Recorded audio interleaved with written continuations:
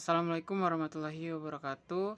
Perkenalkan, saya Julkarnain Muhammad dengan NIM 1314211 dari kelas 6A Manajemen Pendidikan akan mempresentasikan materi mengenai menganalisis fungsi manajemen pendidikan.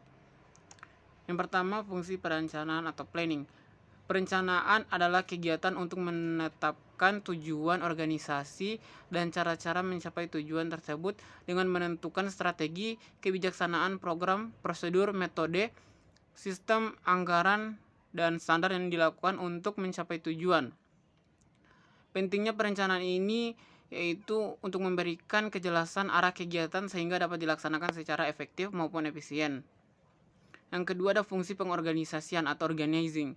Menurut George R. Terry 1986 dalam Dirjen Binas Hindu 2012, pengorganisasian adalah tindakan mengusahakan hubungan-hubungan kelakuan yang efektif antara orang-orang sehingga mereka dapat bekerja sama secara efektif dan memperoleh kepuasan pribadi dalam melakukan tugas-tugas tertentu dalam kondisi lingkungan tertentu guna mencapai tujuan atau sasaran tertentu.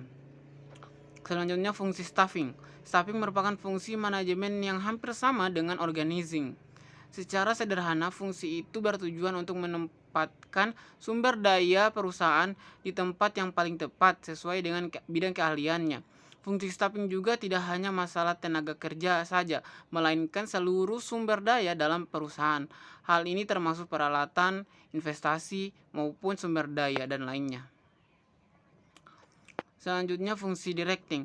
Directing adalah sebuah proses yang dilakukan oleh para manajer seperti menginstruksi, membimbing, dan mengawasi kinerja pekerja untuk mencapai tujuan yang telah ditentukan. Fungsi dari directing sendiri juga dianggap sebagai jantung dari proses manajemen.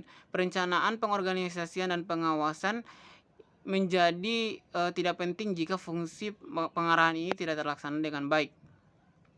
Selanjutnya, fungsi coordinating. Koordinasi adalah penyatuan, integrasi, sinkronisasi supaya anggota kelompok sehingga memberikan kesatuan tindakan dalam mencapai tujuan tertentu. Ini adalah kekuatan tersembunyi yang mengikat semua fungsi lain dari manajemen. Menurut Mani dan Relay, koordinasi adalah tujuan ataupun susunan teratur dan upaya kelompok untuk memberikan kesatuan tindakan dalam mencapai tujuan. Kemudian ada fungsi pengawasan atau controlling. Pengawasan adalah suatu usaha sistematik untuk menetapkan standar pelaksanaan dengan tujuan-tujuan perencanaan, merancang sistem informasi umpan balik, membandingkan kegiatan nyata dengan standar yang telah ditetapkan sebelumnya, menentukan dan mengukur penyimpangan-penyimpangan, serta mengambil tindakan koneksi yang diperlukan untuk menjamin bahwa semua sumber daya perusahaan dipergunakan dengan cara yang efektif dan efisien dalam pencapaian tujuan-tujuan perusahaan. Itulah hasil presentasi dari saya. Wassalamualaikum warahmatullahi wabarakatuh.